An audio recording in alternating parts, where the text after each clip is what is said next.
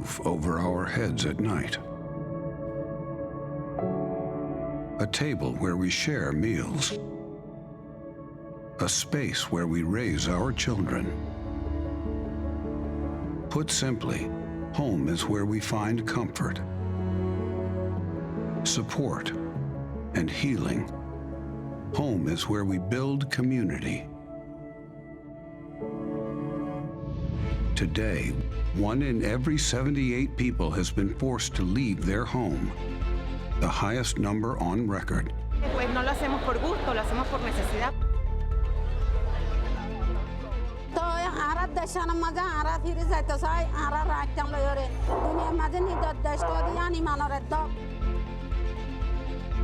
Не наражати своїх дітей на небезпеку і просто покинути країну. Але коли закінчиться війна, одразу ж повернемося. Whether it's food, shelter, safety, or opportunity, the challenges our communities face prompt one fundamental question. What does it mean to be home?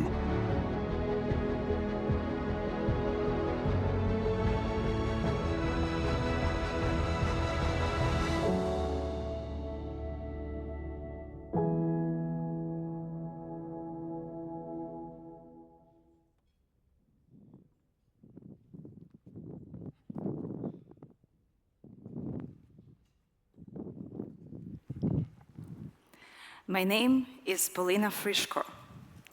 For me, home is community. I've never thought about definition of home in my life. I didn't have to. I was a lawyer, marketing director, English tutor with 2 master's degrees. My 12-year-old son, my partner, and I traveled a lot. My son loved playing basketball and taking guitar lessons. We had great life in Ukraine. But that all changed on February 24th.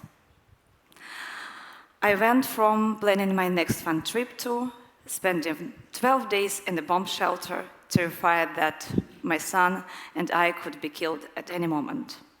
And first time in my life, I felt helpless because I didn't know what to do, where to go, how to escape, and how to save my child.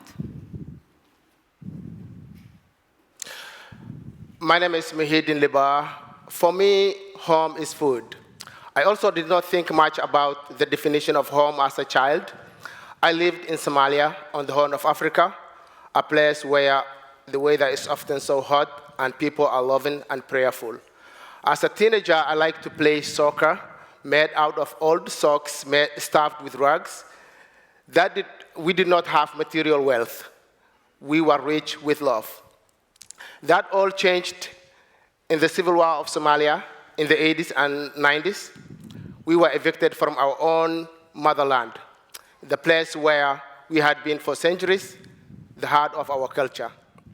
I spent 20 years in sort of limbo, living in Kenyan refugee camps. It was a situation where one can't affect a change in the living situation. Everything was handed to you by the UN. Eventually, we left our bunker and escaped to Poland. That was our limbo, but that was brief. By May this year, we landed in South Carolina, and we were sponsored by wonderful people, Dennis and Kathy McGowan, under the program United for Ukraine. These wonderful people arranged everything that we needed. They hosted my son, they host us in their beautiful Lakeview house, enrolling my son to summer camps and school. Later, the Hartsville community reached out. They gave us gift cards, tons of hugs, warm words. The local church gave us a house to live in. Neighbors taught me how to drive, organized GoFundMe, and raised money to buy a car. Perfect strangers cared for me and my family. I know that feeling well, Paulina. When I arrived in Maine, other former refugees reached out to me and offered me warm clothes, new connections, and job opportunities. I realized that even though Maine in so many ways could not be more different from my first home, Somalia. It wasn't that different at all. The people were loving and prayerful, and best of all, for me, the land was so rich and ready to be farmed. You see, the Somali Bantu people are farmers. In our own country, the soil tends to be dry and undernourished, but in Maine, the soil was different, easy to plant in, full of possibilities. So I started planting seeds. I felt like a seed being planted into new soil, and all of these people were tending to me. Soon, I've adjusted to Southern accent and learned new words. For instance, yo, and you know that road sign, turning right, you must yield to pedestrians. Firstly, I thought yell at pedestrians. And I was so surprised, why would I yell at my newfound friends? I wanted to continue that cycle of goodness and to share everything that I've learned with others who are making their journey here. With help of courteously our chairman, we partnered with other community members and organized a new charity, Carolinas for Ukraine, to accomplish this. Our mission is to support Ukrainian newcomers and their sponsors and welcome them to our friendly community. We're a group of local leaders and recent refugees, like me, who have their passion for helping those who had that difficult decision to leave their homes due to the war. As you know, it takes a village to integrate newcomers into new life.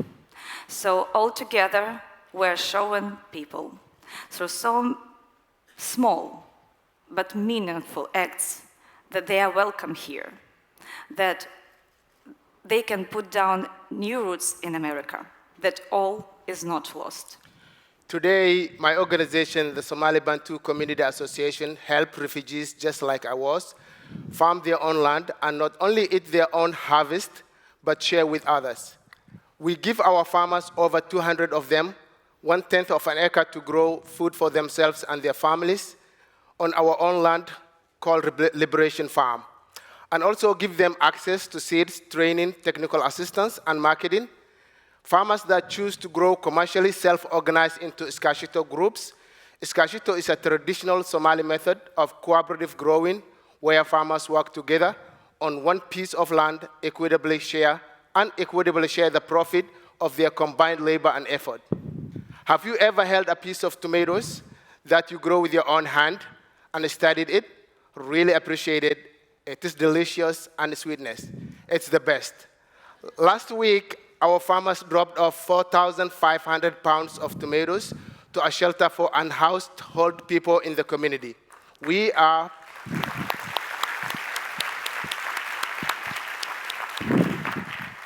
perfect strangers caring for our community.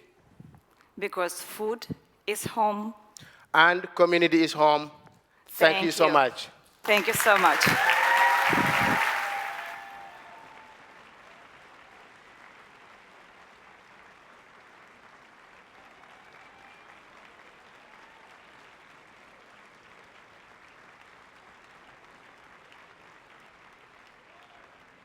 Please welcome David Miliband.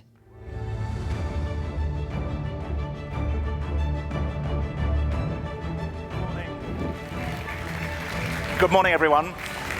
Wasn't that amazing, the stories, the testimony, the human testimony of Pahila and Mahidu really touched me, because the greatest challenge I think we face in a world with 100 million people displaced by conflict and disaster is that almost the number dehumanizes.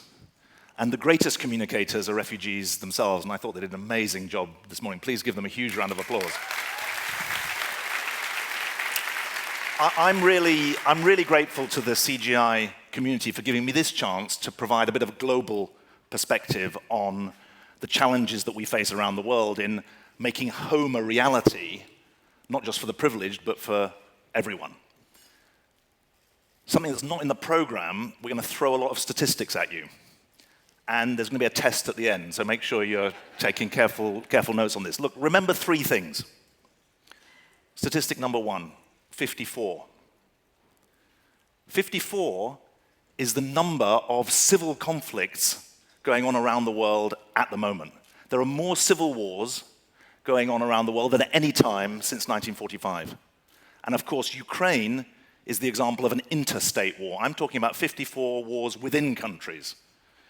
The Syrian civil war, the Afghanistan civil war for 40 years, low-level conflicts in Nigeria or in Yemen.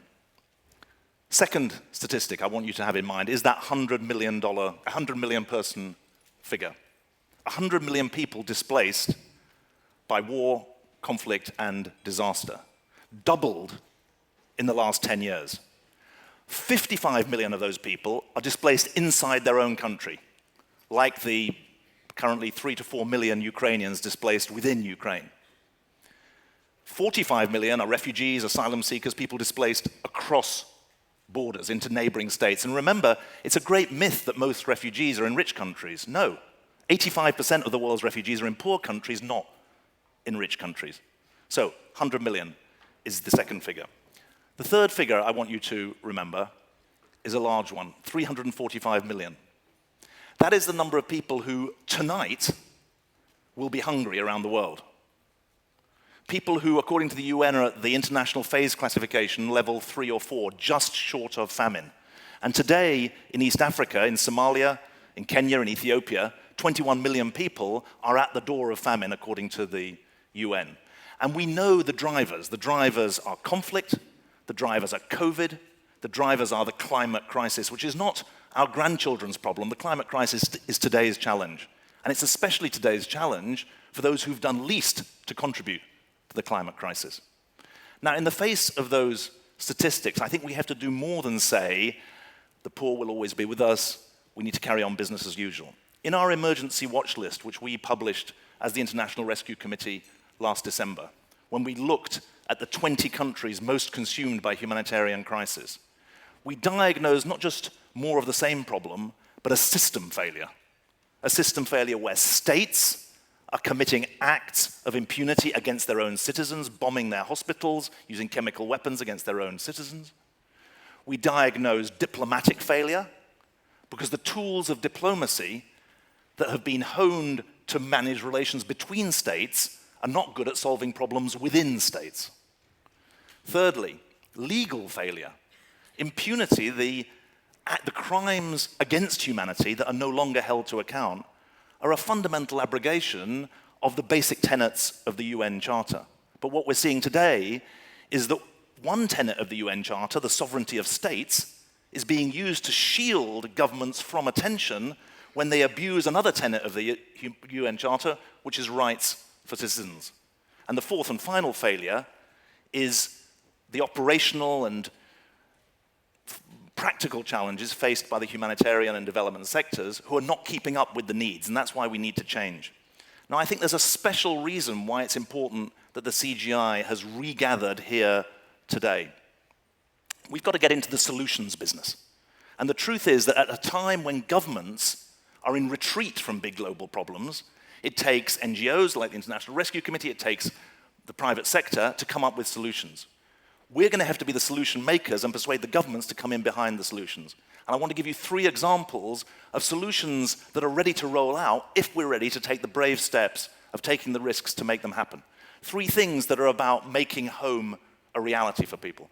First, there's no home without security, and there's no security without information. When Syrian refugees got off the dinghies in Greece in 2015, what was the first thing they did? They switched on their mobile phones.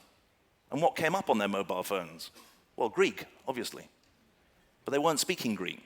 So we got together with the private sector partners, and we built something we called rescue.info, an online platform to provide information for refugees. 1 million Syrians used that platform in the space of a year.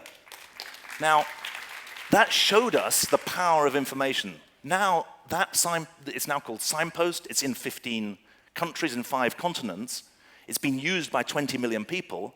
But the truth is, it should be a global resource, not just an isolated resource, providing real-time information for women on the run from El Salvador to tell them where is safe, for young girls on the run in northeast Nigeria because their educational institutions have been attacked. Where can they get safe? We need your help to make that happen. Secondly, I was really pleased that Muhyiddin mentioned this. Food. We're facing a global malnutrition crisis, not just because of the war in Ukraine. 80% of acutely malnourished under 5 children in the world today are getting no help at all from the current humanitarian system, 80%, and there are 50 million of those under 5 children. One reason that they're getting no help is that children who are severely acutely malnourished are treated by different health protocols and different agencies than those children who are moderately acutely malnourished. It makes no sense at all. That's why we came together with Action contre la faim, a French NGO, Action Against Hunger, to design the world's first combined protocol for moderate and acute, severe acute malnutrition. You can see a picture of it here. You measure malnutrition by the upper arm circumference. Actually, in many of the places that we work, we've dispensed with the numbers because we have low literacy and low numeracy parents and caregivers. So just using the colors of the upper arm circumference band, we've able to produce a diagnostic tool and a prescription for how much ready-to-use therapeutic food should be dispensed to tackle both the severe and the moderately acute malnourished cases. But it's not yet rolled out globally. We're working with UNICEF, but we need your help to make that happen as well. And then thirdly, we know that the humanitarian sector, half of the people who I mentioned, half of the 100 million displaced, they're under the age of 18. But how much of the humanitarian budget goes on education? Less than 3% of the global humanitarian budget goes on education. What do we know from countries like the United States? If you invest early in programs like Sure Start, it pays a dividend for a lifetime. So when it came to providing early childhood development services in conflict settings, where did we look? Well, we looked to governments, but they weren't willing to take the risk. It took the MacArthur Foundation to offer $100 million to Sesame Workshop and the International Rescue Committee to launch the largest ever early childhood development intervention in a humanitarian setting. Today, 5 years on, 12 million kids across the Middle East have watched the Sesame Workshop TV program. 900,000 kids have had in-person services from International Rescue Committee staff. That is what's possible, but it's only happening in the Middle East. It's not happening around the world, although I do want to applaud the Lego Foundation for the $100 million that they gave for a similar program in Bangladesh. But we have to take it further. Just remember, one of my favorite thinkers, the late Jonathan Sachs, he said that if you want to defend a nation, you need an army. If you want to advance a civilization, you need education and you need schools. Education is not a luxury in humanitarian settings. It's absolutely essential. So, I want to end with the following story.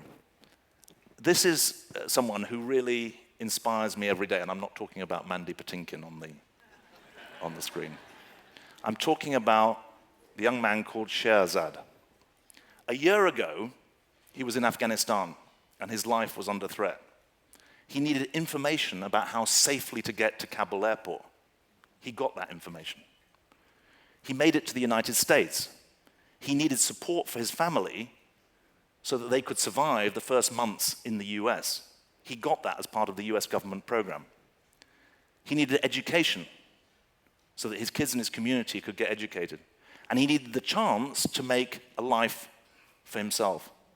I'm so proud that today, Sherzad is not just someone I admire, he's a colleague of mine.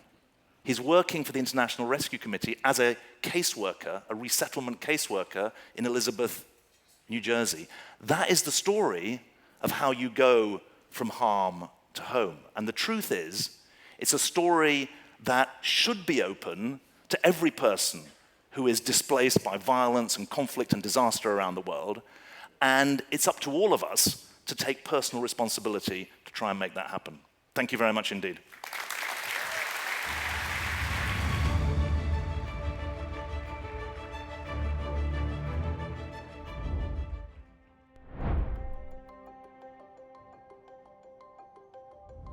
Good morning, my name is Lindsay Martin. I'm the director of the Global Disaster Response and Humanitarian Action Team at Massachusetts General Hospital.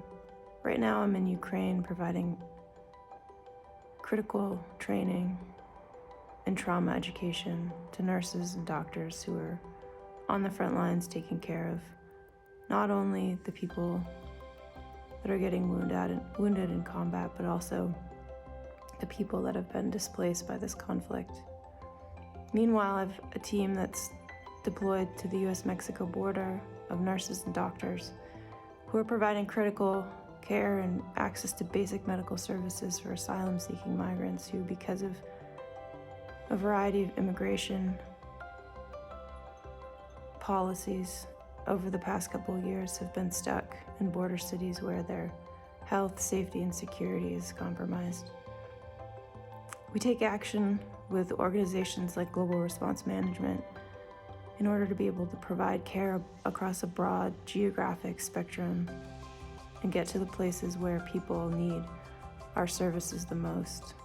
If we had unlimited resources to do this, we would feel like it wasn't a stretch to be in both Ukraine and at the US-Mexico border, and wherever else in the world there were people who lacked access to basic critical healthcare services.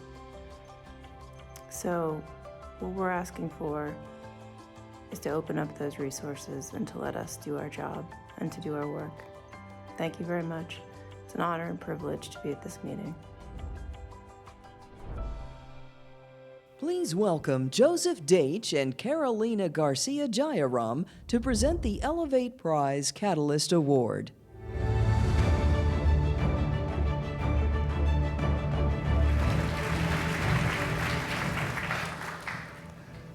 The world needs heroes. If we are to inspire people and elevate humanity, we need role models. Our mission at the Elevate Prize Foundation is simple: to make good famous, and in doing so, motivate all people all around the world. Isn't it interesting that athletes, movie stars, politicians, media personalities all have enormous platforms to promote their work, grow their fan bases, and move their followers to action? And yet, the same ecosystem that should shine a bright light on social impact leaders, which includes so many of you in this room today, it doesn't exist yet. It's an enormous opportunity. We are working to change that. At the Elevate Prize, we work in collaboration with our partners to find, fund, support, and celebrate some of the greatest social entrepreneurs, visionaries, and activists in the world. We give them a platform to amplify their message, to scale their impact, to awaken and ignite the next generation of change makers. Greater visibility, not just for the issues and solutions, but also for the people and their stories. That's what can transform our collective missions into a global movement for good. When we empower those calling for change, they empower those around them. When we make good famous, we take good further.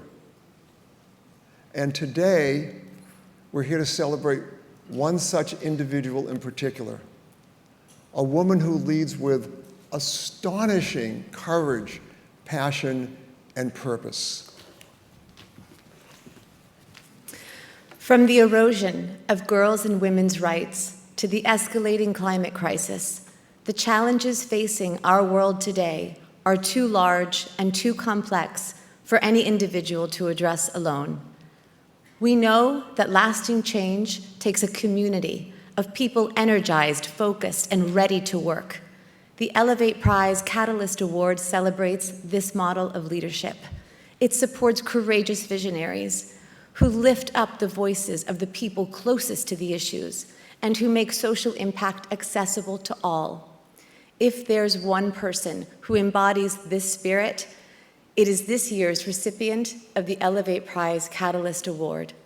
She is a light in the darkness, illuminating the power and promise of young women and guiding us in the ways to support them.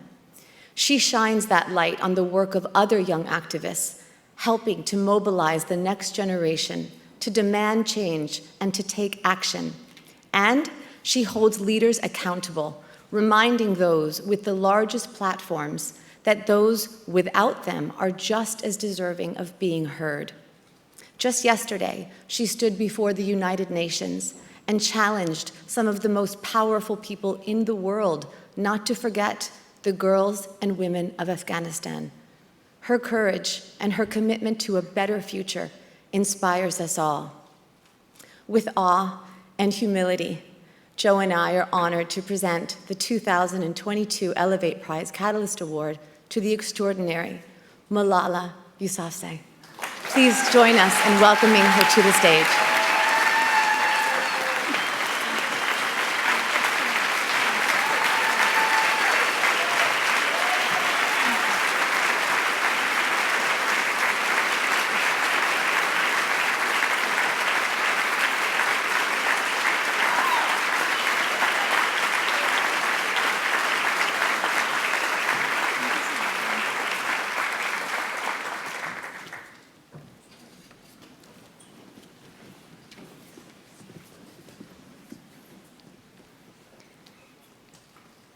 Thank you so much for that kind introduction, and thank you so much for helping me in holding the heavy award.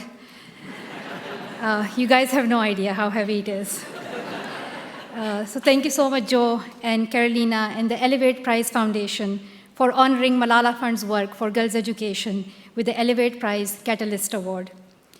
When we started Malala Fund in 2013, we never imagined that so many people around the world will be supporting our work. We're so grateful for new partners like the Elevate Prize Foundation who are helping us to even make more impact.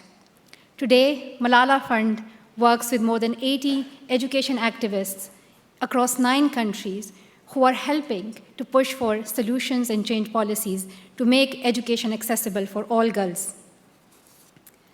Over the last 2 years, things have become more challenging in the field of education. Climate change, COVID, and conflicts are putting more girls at risk of dropping out of schools. And we know that these catastrophes affect girls and women disproportionately. In Afghanistan, our partners and their families were forced to evacuate out of the country. The education system that they had built in the last 20 years is now on the brink of collapse. Afghanistan is the only country in the world where girls are not allowed to have access to secondary education. With the Elevate Prize Catalyst Award, Malala Fund will invest funds and resources to support alternative learning efforts in Afghanistan and increase our efforts and our advocacy for reopening girls' secondary schools. Thank you, Joe, Carolina, and the Elevate Prize Foundation for using your resources to amplify the work of Malala Fund. And now, please welcome my dear friend, Hillary Clinton.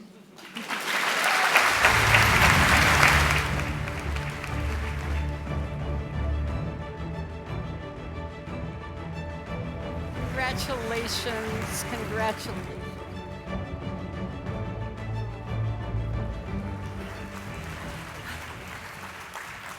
Oh, congratulations, my dear friend, for this award. And you've done so much to raise the awareness of people around the world about the importance of girls' education. And this Elevate Catalyst Prize of $250,000 in unrestricted funding will help you continue your important work.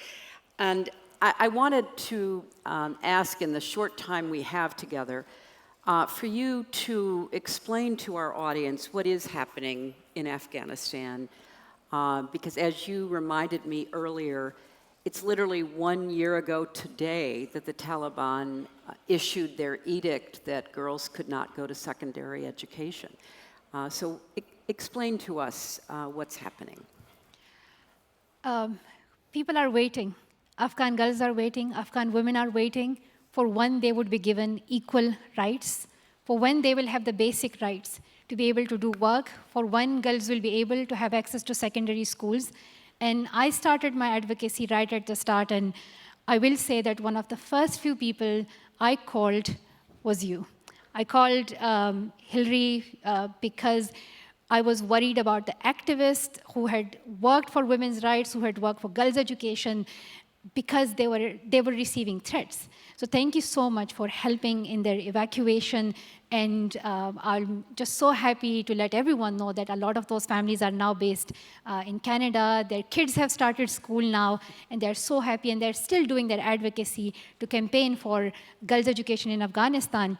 But in the last 1 year, like, everyone is telling us to wait because things are complicated and we're figuring out this and that, and there are so many issues that we need to work on. And for me, the worry is that how long will it take till Afghan girls are allowed back in their schools? 1 year is a huge loss, but it could be 2 years, 3 years, 5 years. And whenever I meet an Afghan girl or when I speak to them, they always have this one wish. They want to go to school. And they're asking us, they're asking world leaders to do something for them. And I hope that all of you who are in this room, through your organizations, through the role that you play, that you could do something to bring attention to this issue. We would love to come together to convene and to advocate for the right of all Afghan girls to have access to education. This is so symbolic for what we are hoping would happen for women in Afghanistan. So this is symbolic. If the Taliban cannot even guarantee girls' education, like, how do we expect them to then ensure that women are protected and other rights are also guaranteed? You spoke, so beautifully, and people still have that quote of yours that women's rights are human rights. But right now, as you know, that all around the world we are facing so many issues that even in this country we still have to say, like, women do have equal rights. And in some countries, people are in denial that women have rights, let alone equal. So the journey is harder and tougher. And I know that you were going to ask me a question, but I would love to ask you as well. Where do we find hope in this time? Yeah. I really believe that we find hope from the people gathered here who are positive, optimistic, value cooperation, they want to be problem solvers, and people like you, Malala, who have really inspired so many to care about issues that might have passed their attention in the news, but they now understand the importance of standing up for human rights and women's rights across the globe. And I know through CGI, we want to work with you and the Malala Fund to try to bring together people who care as deeply as you do about helping the girls in Afghanistan, the young women, get back into school. So as a result of your call to action, we will have a CGI commitment to action to work with you to try to bring together people, because there has to be a number of strategies. Obviously, governments or others who can talk to the Taliban need to keep the pressure on them, and we talked briefly about who that might be and how we best can support them. But also, there are still people on the ground who are trying to work inside Afghanistan. And then there is this wonderful community of people who had to leave. And as you said, during the evacuation, you and I spoke, your teams and my team worked together to help evacuate the people on the ground there who had been working on girls' education and advocacy. And so we've got to be respecting their commitment by helping them have a platform so that they can, help the rest of us figure out how best to make it possible for girls to go back to school, and also the alternative schools that sadly we're going to have to bring back, don't you think?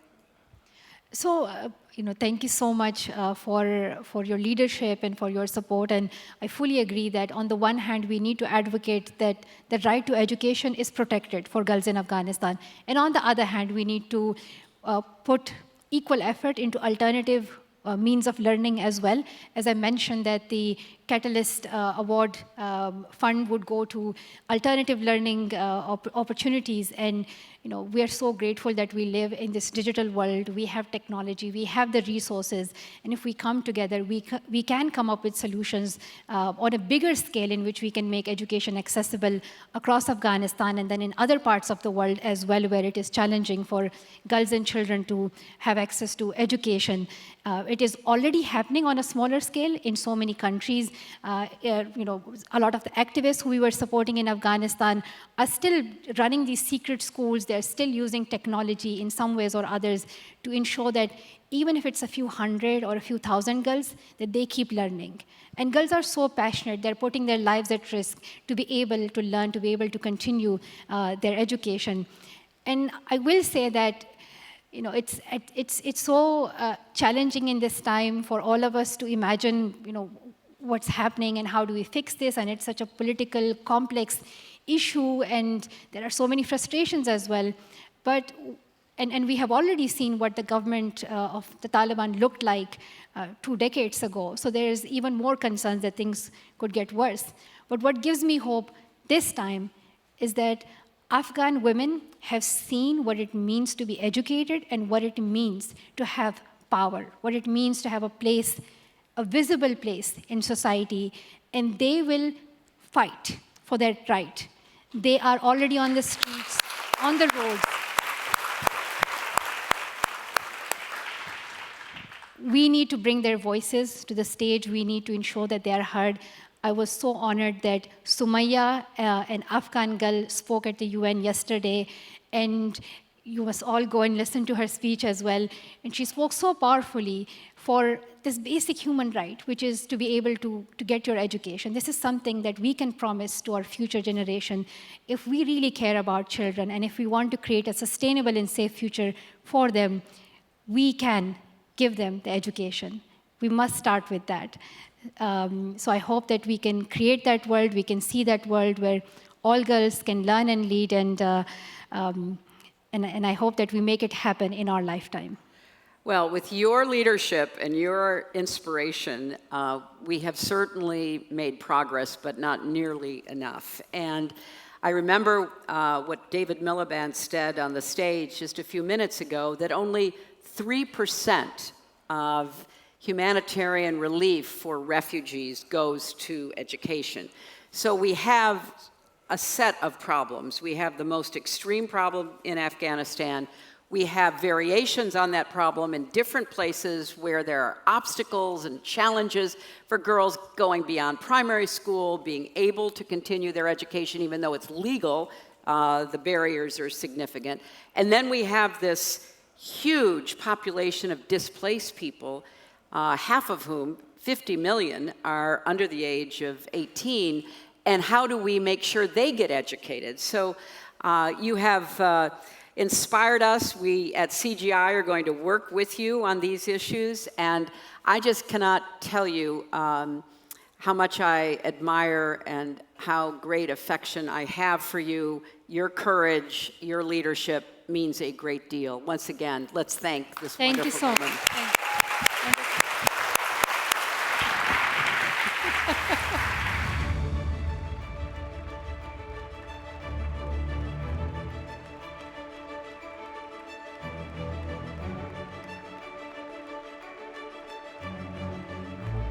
Meet Nadia Murad, a remarkable woman with an incredible drive to heal her community. Nadia is a survivor of an ISIS-led genocidal campaign which ravaged the Yazidi community in Iraq. A winner of the Nobel Peace Prize, Nadia works to rebuild and restore communities in crisis and advocate for projects that promote education, healthcare, and women's empowerment. One key supporter of Nadia's initiative is the Postcode Lottery Group, a member of the Clinton Global Initiative since 2006. The innovative lottery format means neighbors have the chance to not only win together, but also raise vital funding for charity together. I can't explain to you what a magical thing it is to be able to fund all of these incredible charities. In fact, hundreds of charity organizations around the world have been able to serve millions, all because of the innovative model of Postcode Lottery Group. The lottery is the best thing I've ever seen to involve ordinary people in charitable work. Over more than 3 decades, the nonprofit Postcode Lottery Group has become the 3rd largest charitable donor in the world, donating over 12 billion euros to fund climate, health, and economic initiatives, like a collaboration with the Clinton Health Access Initiative and the Dutch AIDS Fund to increase HIV testing, and groundbreaking work supporting the protection of rhinos in Africa. And this year, Postcode Lottery is committing to supporting Solidaridad's global challenge to make climate-smart agriculture accessible to coffee farmers in Latin America and Africa. When something as simple as a neighborhood lottery can help farmers fight climate change or a community in crisis rebuild, the world has a powerful answer to the question, how can we make a lasting difference together? Please welcome Michaelyn Bauer, Rosa Inez Restrepo, Ime Roch, and Michiel Verboven.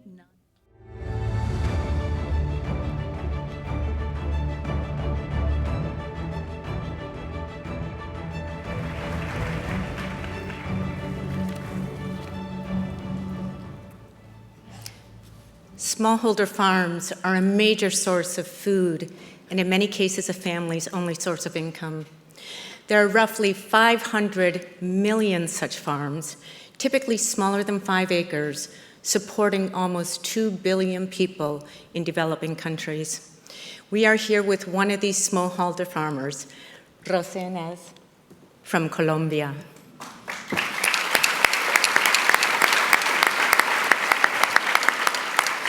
Like Rosa Inez, these farmers are affected by extreme weather and the reduction of their arable land. Most smallholder farmers don't have the means to adapt to the effects of climate change, but they do represent a significant opportunity for reducing greenhouse gas emissions and building sustainable food systems. We can turn climate victims into climate heroes. Solidaridad is a global network focusing on sustainable supply chains in over 40 countries. I am proud to present Solidaridad's partnership with the Postcode Lottery Group, the world's 3rd largest private charity donor. With their support, we are now reaching hundreds of thousands of farmers across the globe to implement regenerative farming practice and agroforestry systems on their land so that they can produce food crops with decreased carbon emissions.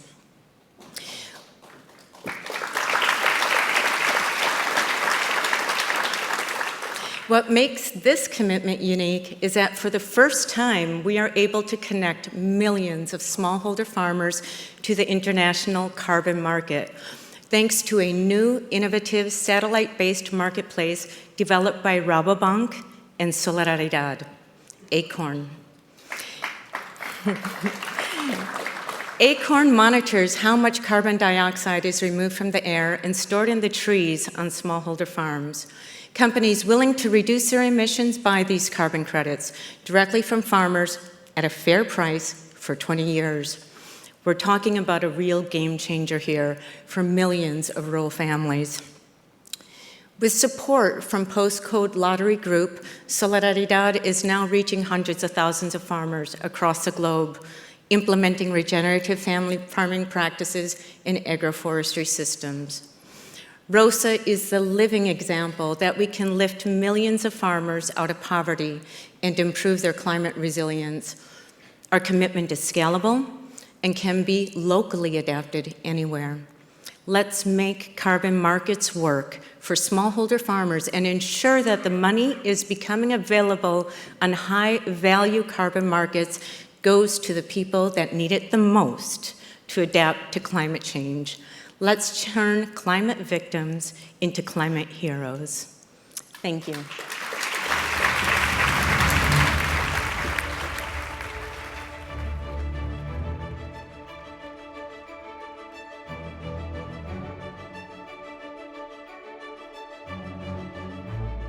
Please welcome Filippo Grandi, Her Majesty Queen RANIA Al Abdullah, and Secretary Hillary Rodham Clinton.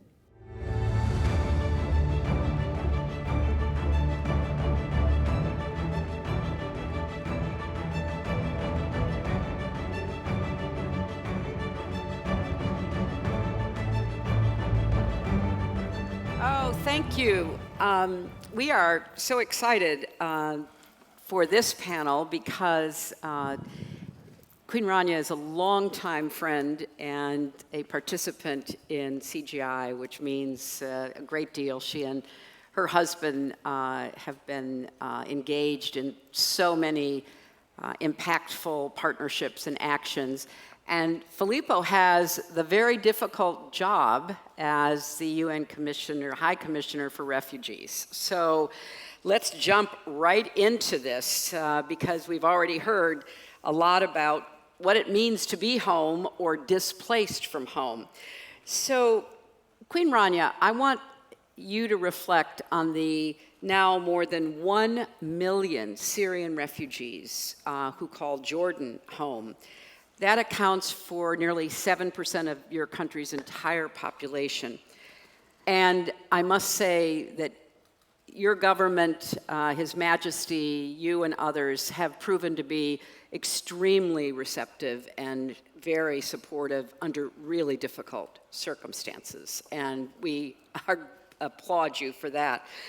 But 11 years after the start of this massive influx into Jordan, what are some of the most important lessons that your country has learned about how to accommodate this population and how to try to foster more inclusion for the refugee newcomers? Well, first of all, thank you for having me here. And I'm particularly pleased to be here with you and with one of Jordan's most committed partners, both in his current position and his time at UNRWA. So thank you very much. You know, as you said, the last time I was here was 6 years ago. And it's interesting that 6 years later, we're still talking about the same crises, only compounded by a global pandemic and new global crises. So times have gotten tougher, but so has Jordan's resolve. So today, we're still as committed to supporting and integrating refugees into our society. In fact, this year alone, our government issued 62,000 work permits for Syrian refugees, and this is at a time when our own unemployment figures are in the double digits. So, you know, obviously, we are affected by the challenges of increasing food and fuel prices, unemployment, overcrowded clinics and hospitals and schools. But, you know, we still, it's interesting because according to a UNHCR survey that was done just 3 months ago, 96% of Jordanians remain sympathetic to the plight of refugees, which is really something to say about the value system in Jordan. And, you know, it's just, we're not going to be turning against or turning away from people who are seeking our shelter or our protection. And that's really important for social integration. And it shows you that people inherently are good and they want to do the right thing if nobody's telling them to be fearful of the other. And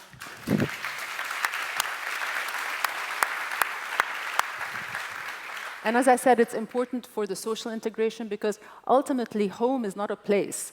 It is people. And it's very difficult to feel at home in a place where you feel unwelcome or unwanted. And we in Jordan also began to realize that we shifted our thinking about refugees. It's not just a short-term humanitarian crisis. It is you know, you require solutions that really recognize the long-term implications of displacement. So it's actually a crisis of human development and needs a longer-term view, needs solutions that focus on growth, building resilience, sustainability, job creation. And it's not easy. I mean, are we there yet? Of course not. And because the best laid plans are not pandemic proof. And that's another challenge, is that we need to find ways to minimize the effects of the derailment of recovery plans in a world of constant disruption. Having said that, we do have some really good examples of partnerships that did work. So for example, my organization, Jordan River, partnered with IKEA. And through that partnership, we were able to support women and create sustainable solutions for the host country itself. Because the country has to feel like helping refugees doesn't come at its own cost, but actually helps the host countries. So this partnership, through it, we were able to create thousands of jobs for both Syrian and Jordanian women and integrate them into the labor force. And not only has this really transformed the lives of hundreds of families, but it's also been a powerful testament to the powerful impact of the intersection between a multinational company and a local NGO. We couldn't have done it without IKEA. And I hope this resonates with a lot of people in the global community. We can't really make it without committed partners from the outside world. Well, you've said so many important things in describing your country's reaction and how you maintain a welcoming atmosphere. And of course, that requires leadership, both from you and your husband and others, but also the bottom up, and then the partnership with the private sector so those jobs can be made available. And I guess for you, Commissioner, you already had your hands full before Russia invaded Ukraine, didn't you? And now we see an even worse situation with people displaced inside their countries and outside. What ripple effects has the current European refugee crisis had in the work that you're doing that includes Jordan and so many other places around the world? Thank you. Can I just take one moment to also express my thanks for being here? First of all, Hillary, because, of course, the United States remains our staunchest and biggest supporter, including when you were in both the executive and legislative branches of government. And increasingly, this is not just a government support, but public support. Individuals, companies, NGOs. So I want to use this opportunity really to thank the United States for what it's doing for the global refugee cause. And then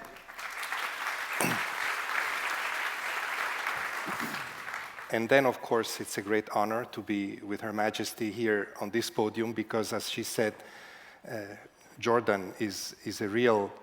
You know, I was in Jordan last week. I saw His Majesty, and I told him, Jordan is one of the few places in the world where you can still talk about the hot topic of refugees in a reasonable manner. This is great, and I hope it stays like that. And of course, Her Majesty and I have been working together for many years. She's a real champion of these causes. But to answer your question, I would say, I want to say a hopefully positive thing and a more worrying thing. The positive thing is that Europe took in 7 million Ukrainian refugees. 7 million. Allow me to be technical for 1 second. The European Union, in the first few weeks of the war after the Russian invasion, adopted a directive which was very old, never had been used before, called temporary protection. This temporary protection, for Ukrainians, what does it mean? That they can move around the European Union, the Schengen space, in fact, go where it's more convenient for them. They have access to health facilities, to schools, to the labor market. There's a lot of facilitations that have been made available to refugees.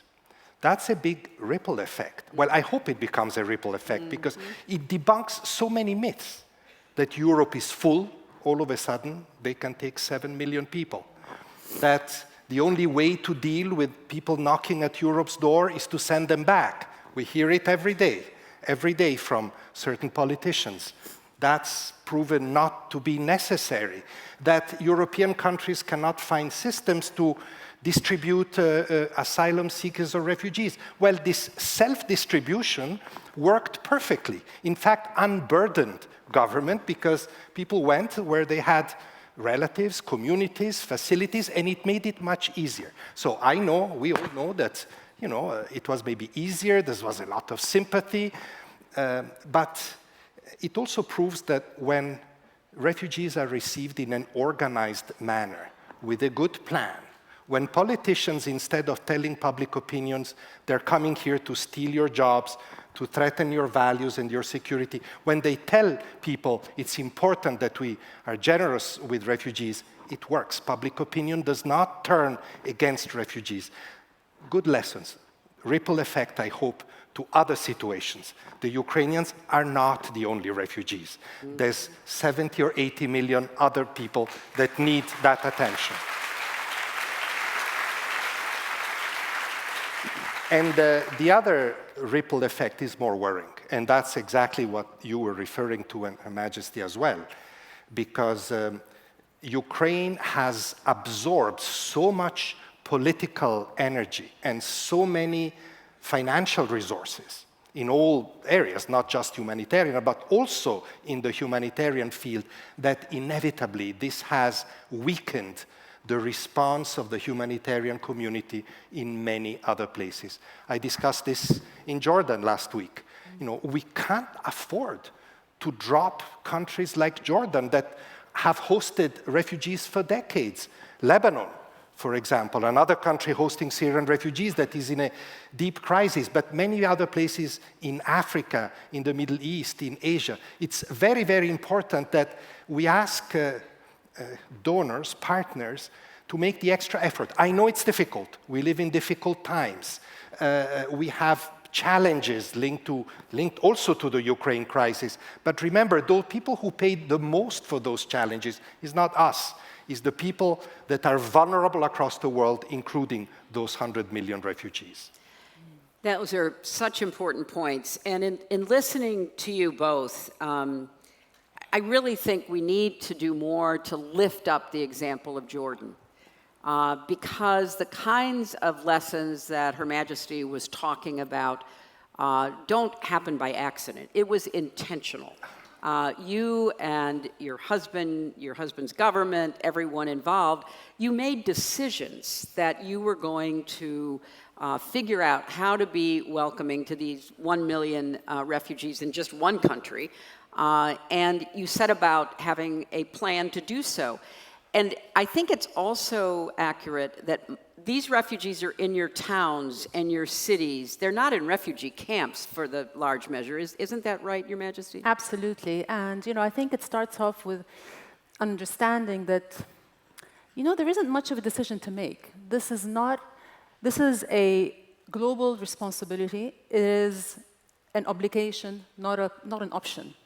And I think this is the problem with many countries is, you know, they think it's optional. You know, I think, first of all, that we really made the decision that we have to open our doors to the refugees. Like I said, we're looking at solutions that take a longer-term view. It's really important that we join the humanitarian effort with the development effort, but that requires more funding, not less. And sadly, a lot of pledges, most pledges actually, remain on paper. You know, refugee response programs, as you will attest, are chronically underfunded all over the world. For example, in Jordan, only 10% of our refugee plan has been funded so far. And resettlement targets are insufficiently low. I mean, you know, you have a few examples of wealthier countries that have done the right thing, have inspired us, but unfortunately, amongst the vast majority, it's been a race to the bottom, with the numbers that they are willing to let in are extremely low. And another thing we need to realize is that mass migration and forced displacement is going to be an annual norm. And so we need to be prepared for the next time this crisis happens, because it will. We need to be able to prepare to respond faster and sooner. And that means that looking at refugees through the windshield, not through the rearview mirror. According to the World Bank, by the year 2050, upwards of 200 million people will be displaced just from climate change. So we're talking about a global norm. And so it's up to us, do we want to have a world where the choice is ours? Are we going to have a world where that's chaotic and unstable with the uncontrolled and unpredictable movement of people, or are we going to have an equitable, dignified system of mass migration? But you know, in a world where a virus circles the globe in days and you know, upends our normal life for years to come, and where a conflict in Europe can cause starvation thousands of miles away, isolation is not an option. A crisis somewhere is a crisis everywhere. And as Filippo said, you know, the response to the Ukrainian crisis has been very reassuring in the sense that, you know, you saw people, many European countries respond with open arms and open policies. The response has been genuine and swift, as it should be, to any crisis, from any refugee from any country. But the disparity in the tone, generosity, and urgency that has been extended in welcoming the Ukrainian refugees compared to refugees from other areas of the world, like Syria or Sudan or Myanmar, is quite striking. You know, one country in Europe, which this year admitted over 500,000 Ukrainian refugees, had previously, in previous years, expelled tens of thousands of refugees fleeing devastation in Syria and other countries. Here in the United States, according to a recent Gallup poll, 80% of Americans approve of admitting Ukrainian refugees into the United States. That's compared to only 37% who approved of admitting Syrian refugees in 2015. So humanity cannot be applied selectively. And it's not just the bigotry.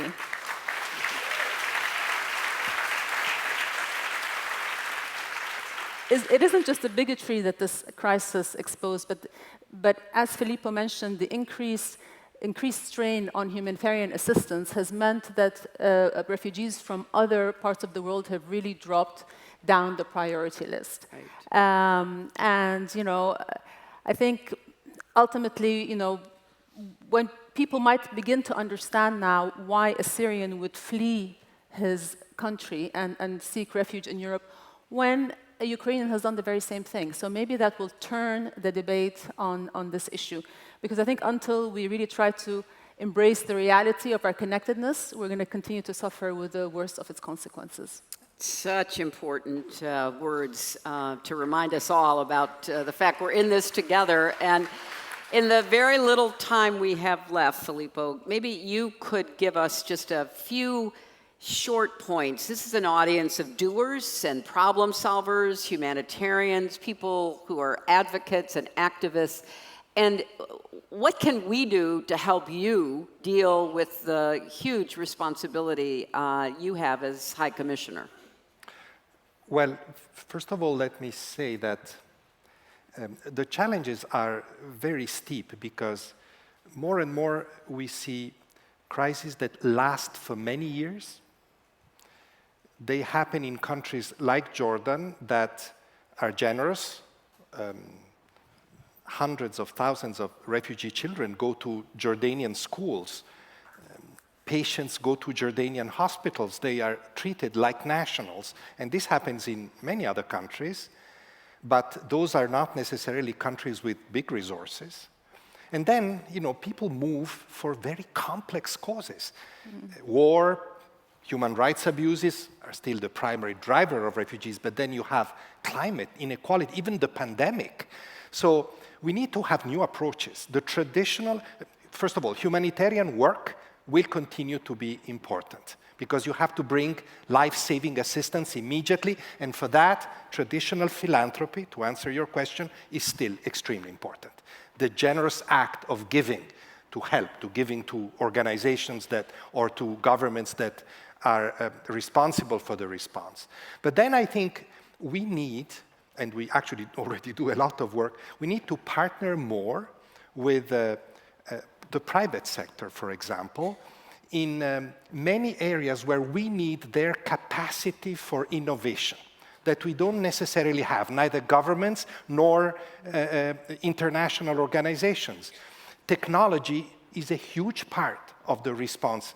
We heard it in previous, I was listening to previous David Miliband people, was talking about and David was speaking about this, and I think it's very, very important. Technology is key, and there's a wealth of know-how and tools in the private sector that we can make use of, and we're already partnering with many of you, and many more, I hope, to come. And then there is a very important aspect as well.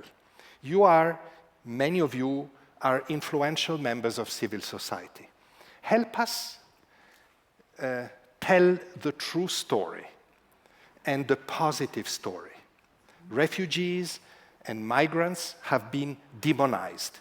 For the past few years, they have become one of the easiest vote-getting arguments or advocacy tools. We need to counter that. Yes. We need to...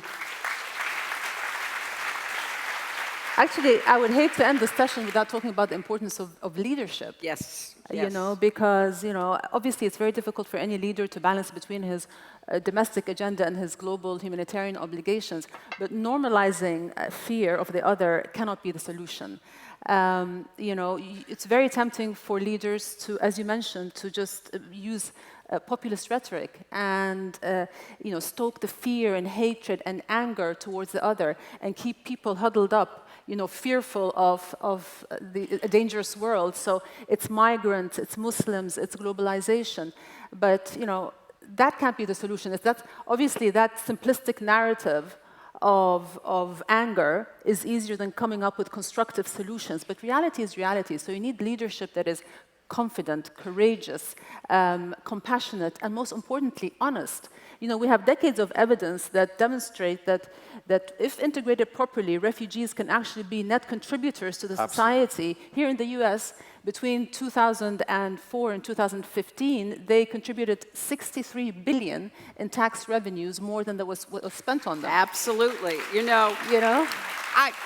I wish I could continue this conversation because these two are saying exactly what we all need to hear, and I am hoping that we literally can package what you've said. We are obviously online, and we're going to do everything we can to get that message out, and we want to come up with some ways of CGI partnering with you to get the real word out, that it's leadership. And I loved what you said, Your Majesty, and it's leadership at all levels, as we heard from the young woman from Poland and the gentleman from Somalia. So let's give another round of applause to our great guests. Thank you. Thank you.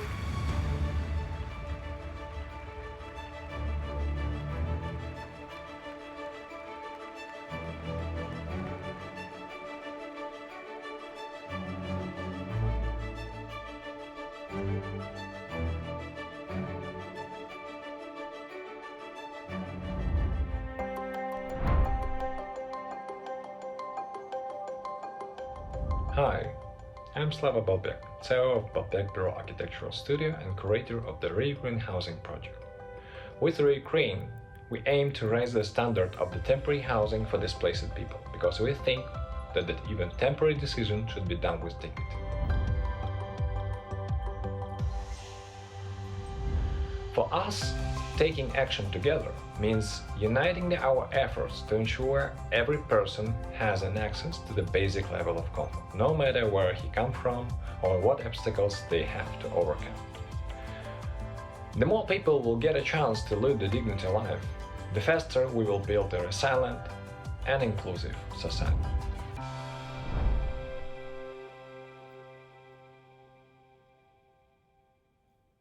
And now, please welcome Hamdi Ulukaya, NOUBAR AFEYAN, JESPER BRODIN, and Secretary Clinton.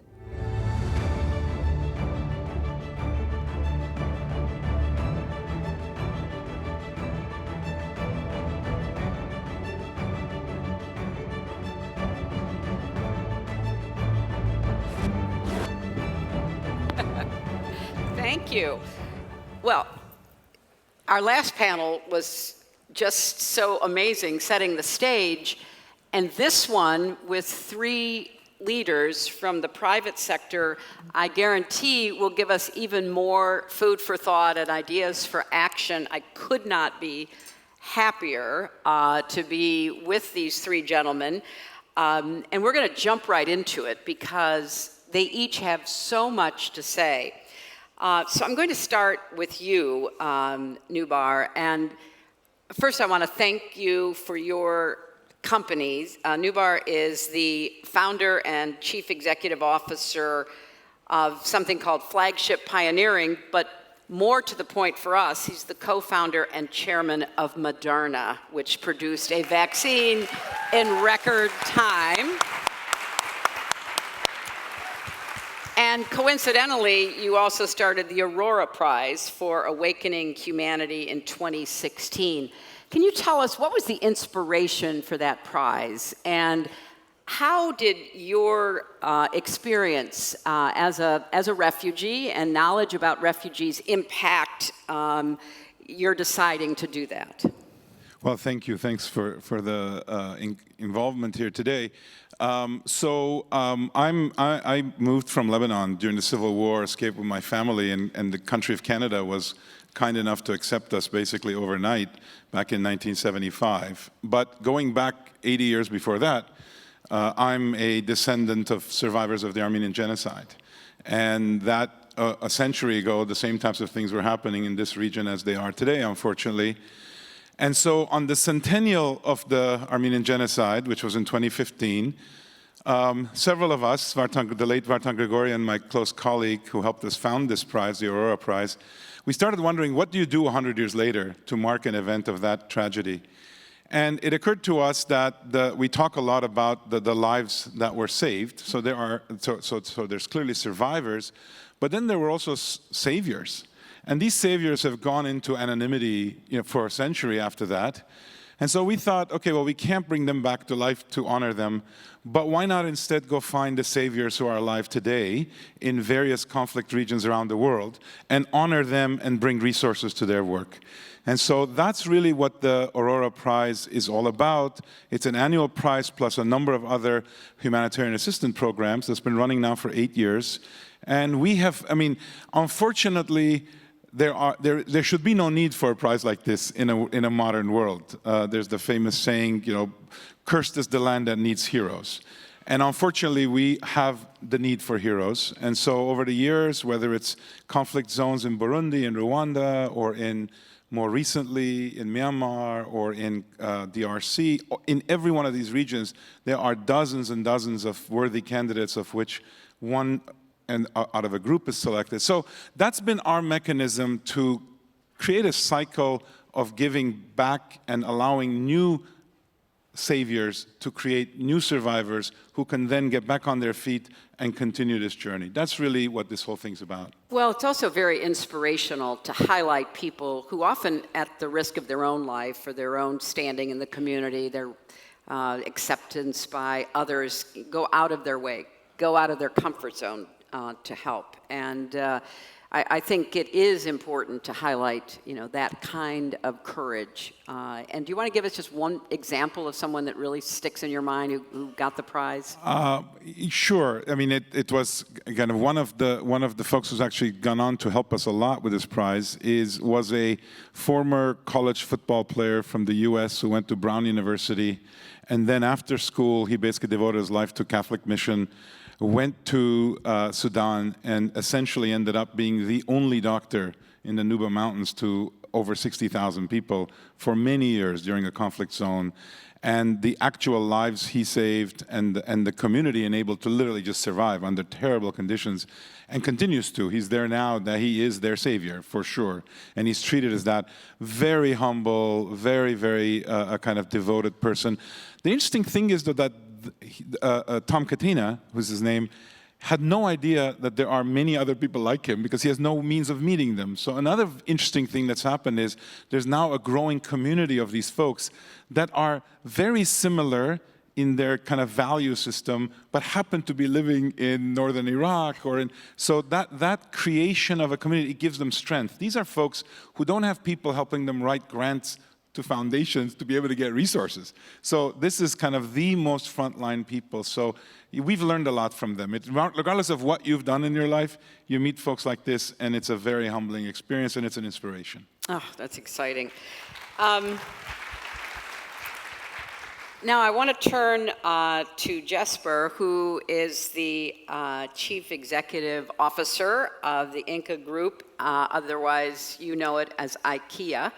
And we just heard, JESPER, from Her Majesty that you have partnered in Jordan with her and her nonprofit to help create jobs, but clearly you've been involved in your company's efforts on behalf of refugees for a long time, and I really am interested in what prompted you to get involved, and then not just personally involved, but to bring IKEA, your company, and its intellectual capital and resources to that work. Thank you for the opportunity. Now, I think my story with IKEA begins in '95. So my first job was not in Sweden, but actually in Pakistan, Karachi, setting up a business as a 25-year-old, no experience whatsoever. And I was then, as a leader, confronted, I think, with a lot of dilemmas and issues that I've never experienced before. But so was IKEA, in a way, a company rooted in humanistic values. And in the 90s was a defining moment when we came to the conclusion that we need to bring our humanistic values out of our four walls of the store and the company. And basically, we can only be true to the mission to serve the many people, to be for everyone in our value chain. So my first, I think, project was setting up a girls' school in Pakistan. And then it's been part of, I think, many years of learning how do we contribute.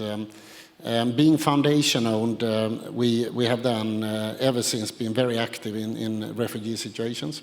And I was indeed invited by Per Heggenes, heading our foundation, together with the Royal Hashemites, to actually see, after the immediate response to an acute situation, how do you step into the face of providing jobs for people?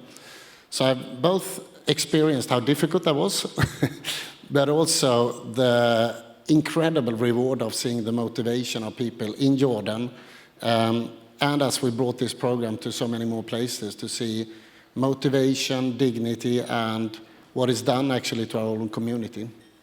And when Her Majesty Queen Rania was talking about the work that she's partnered with you, she said you're really helping to give these young women, both Jordanian and Syrian, skills and helping them produce products. Now, is there a market for those products? I mean, how have you tried to, create a sustainable situation economically for them?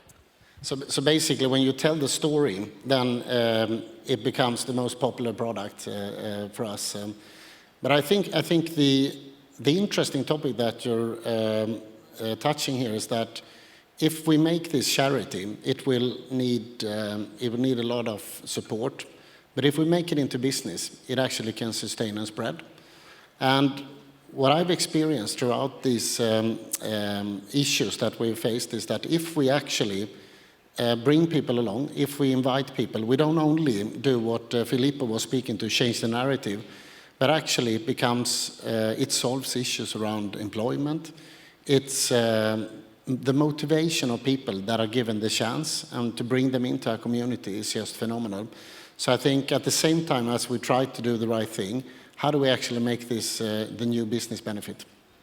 Well, you're talking about bringing people in, and someone who has really done that is my friend Hamdi. I am not only a huge fan and consumer of his goods, because those of you who don't know, he is the Chief Executive Officer and founder of Shobani, and as well the founder of Tent Partnership for Refugees. And you really come at that through your own experience, and it is so inspiring, Hamdi.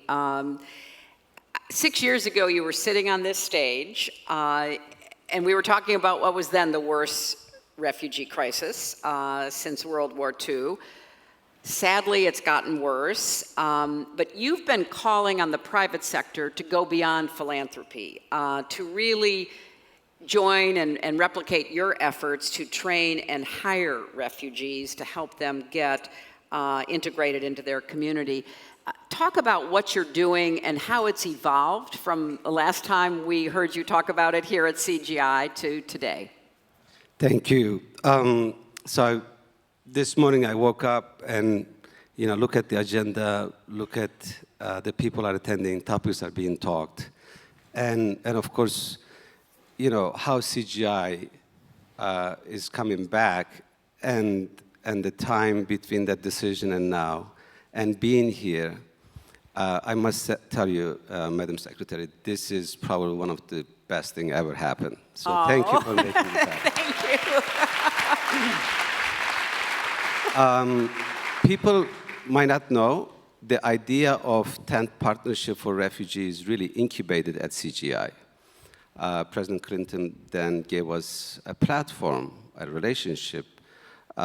So this platform is extremely powerful. Not only what is being talked on the stage, of course, what the topics and ideas that come into surface, but the relationship that got built, introductions are made, financial contributions are made.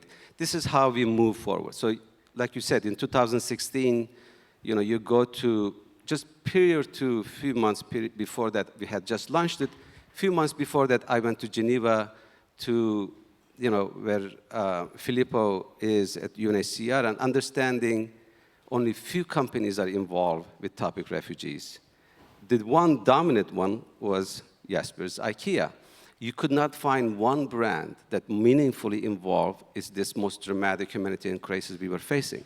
Now, I have an experience at Chobani hiring refugees and understanding that job, having a decent job, is really the minute they stop being a refugee. That's the time they start being part of a community and start contributing to society.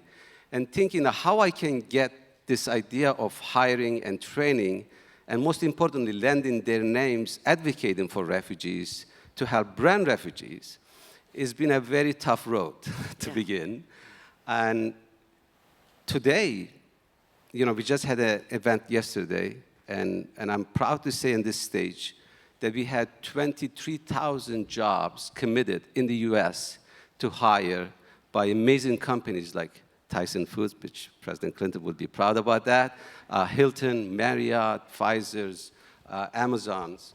We have about 260 large multinational companies in our network actively hiring, training, advocating for refugees. So a lot has happened since.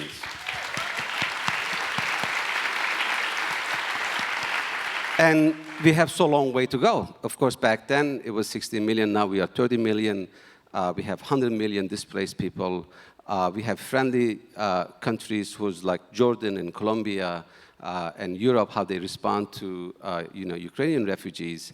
But I think we cannot take this as any lightly. This is a moment when we have to double down. This is the moment we cannot take our eyes off, because stuff like, bus-loaded Venezuelans shipped from Florida to Boston is still happening. This is a very fragile topic. We have a moment of opportunity where we have awareness of the general public.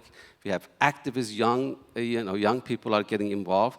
And we have just passed through one of the most historical, dramatic events with like pandemic, war, inflation, economic, where the society is settling again. This is a perfect moment to reshape society for our children. So every minute is extremely important. Every effort is extremely important. But I am encouraged. I am way encouraged now than I was 10 years ago. Since 2016. You are a definition of an optimist. And I remember visiting one of your very early plants in New York when I was senator, and you had this idea you were going to start making yogurt in an old abandoned factory in upstate New York, and it was so inspiring to me then, and I'm so pleased to hear that you are encouraged. NOUBAR, you are a kind of serial entrepreneur yourself. I mean, you've done a series of incredible business opportunities, but you too believe in giving other people the tools and the opportunities that they need to be self-reliant.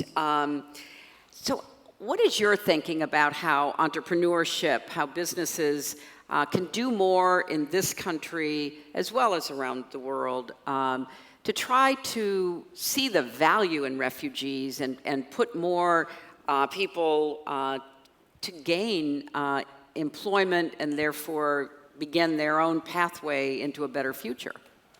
So, you know, it's a personal experience for me, as it is for Hamdi, to kind of be displaced and have to figure things out. And as I grew up and I got an education, which in this country is the biggest gift that one gets when one gets here, I realized that I was comparatively more comfortable being uncomfortable than the people who grew up here. Because I had already been uncomfortable. When I lived in Lebanon, I'd seen buildings blow up right next door I lived. I'd seen lots of people die. At 13 years old, you don't forget that. That's not a television show. And so later on, when people are thinking, well, I'm going to struggle to have a business plan, and people are, it's just a very different level of struggle. I really mean it.